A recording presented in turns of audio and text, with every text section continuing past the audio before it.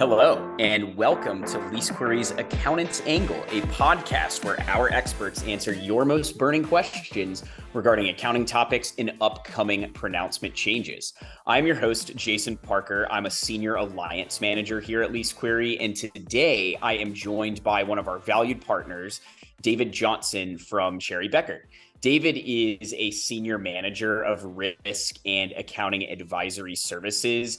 And as far as some additional detail relating to David's background, he primarily focuses on nonprofit organizations, investment companies, as well as industrial and manufacturing industries. But of course, he does expand beyond that. As far as some of the work that David involves himself in, he is responsible for managing and executing financial statement audits, agreed upon procedures, as well as assisting smaller businesses and startups with developing process documentation, which of course is going to be a piece of what we talk about today. So David, thanks for joining us for a wonderful conversation.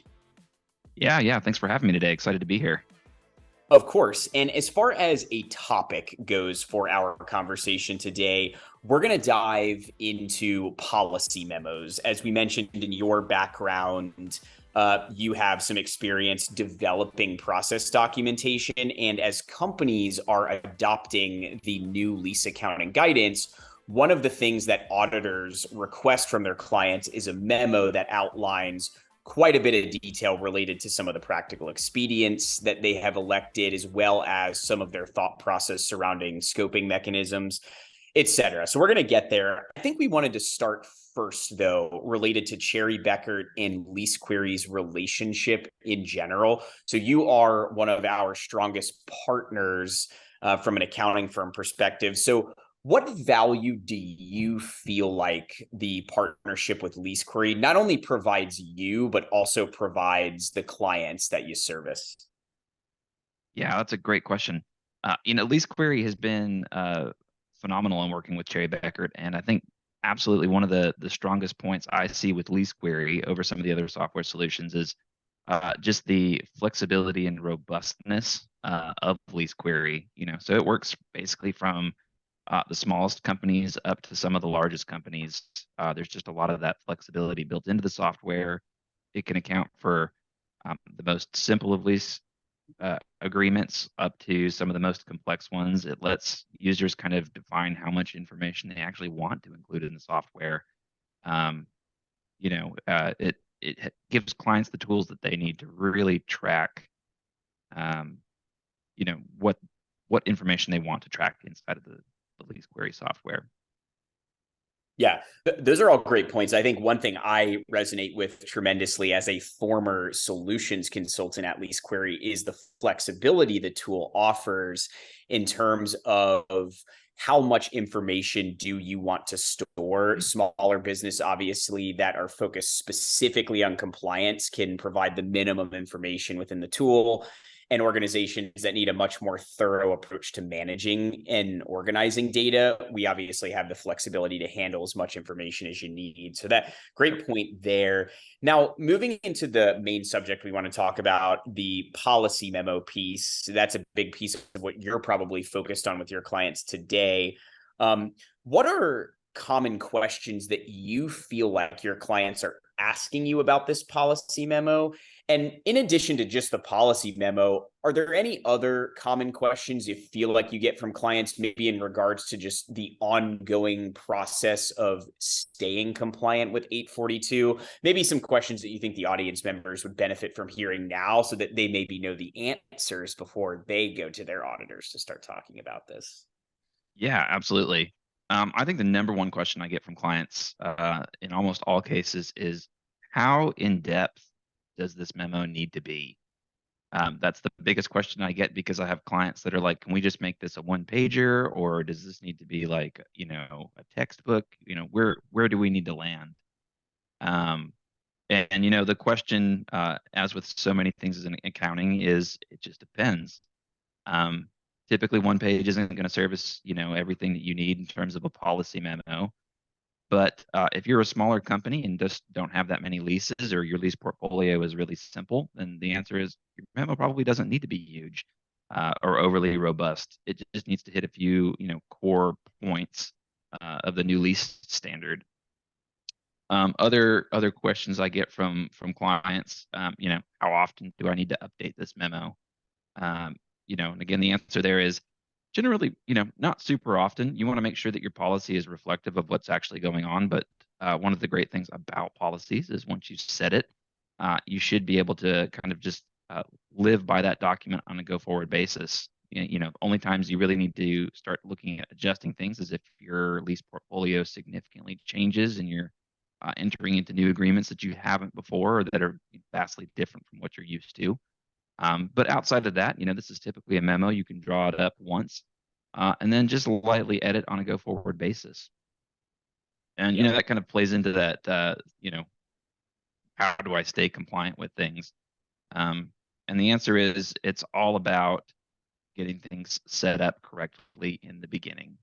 If you can get your data, your LeaseQuery database set up correctly, you can get your policy memo in place. Going forward, it should really just be a matter of maintenance, just making sure that the information that's getting into LeaseQuery is correct. If anything needs to come out, if you exit a lease agreement early, you just need to make sure that the information that's being maintained in there is still relevant and current for each reporting period.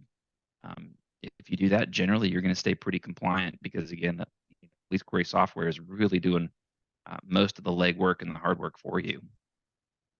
Yep. Yeah, excellent segue, I will say, into our next question, which any first steps that you would recommend clients when they begin engaging with their policy memo, of course, outside of utilizing the lease query technology to input the lease information and ensure they have accurate amortization schedules and journal entries, but just in general, getting organized and ready to put together this memo. What would you say would be your suggestions for first steps? Yeah, absolutely. Well, I mean, first things first, you have to make sure that you've kind of gone through, particularly for your non-public entities, your practical expedience.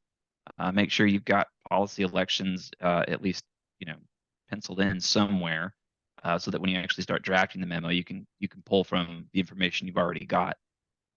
My next suggestion for most clients would be you're not starting from scratch. All right, you're not the first company that's written a policy memo for accounting or for leases, so don't feel like you're going to be starting with a blank Word document here.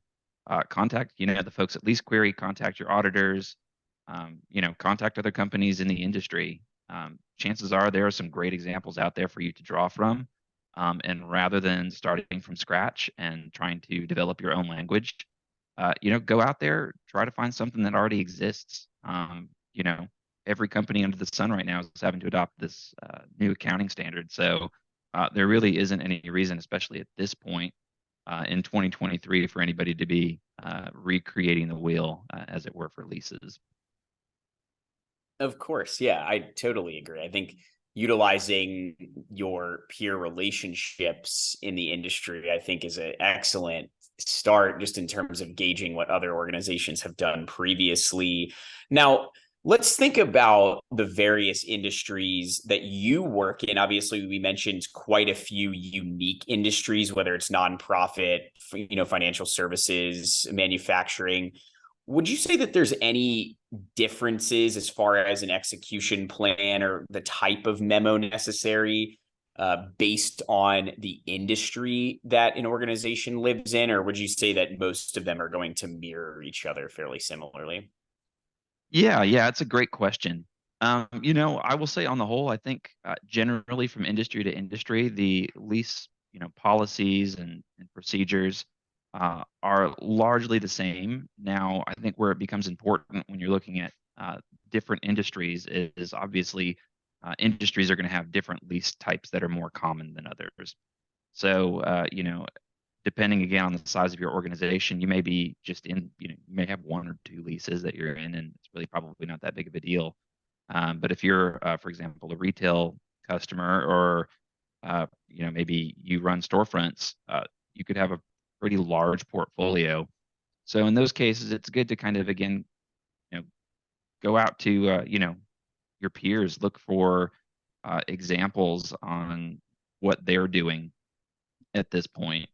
Um, you know, the lease standard is really the same for everybody. So it's not like what you're writing is going to be vastly different from industry to industry. But there are going to be nuances that maybe you'll want to include inside of your memo, or in lease query, as it were, that would be important for you to consider. So. Right.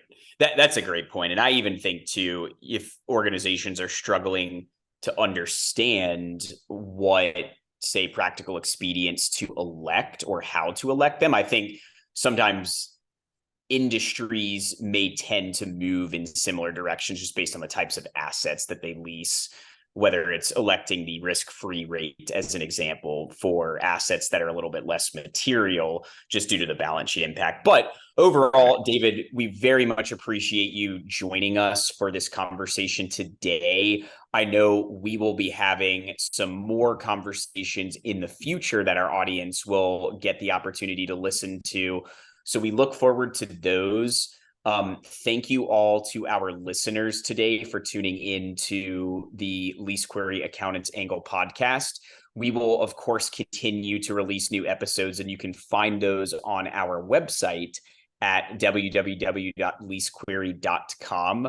But otherwise, we look forward to you downloading future or existing episodes, and we will talk to you guys later.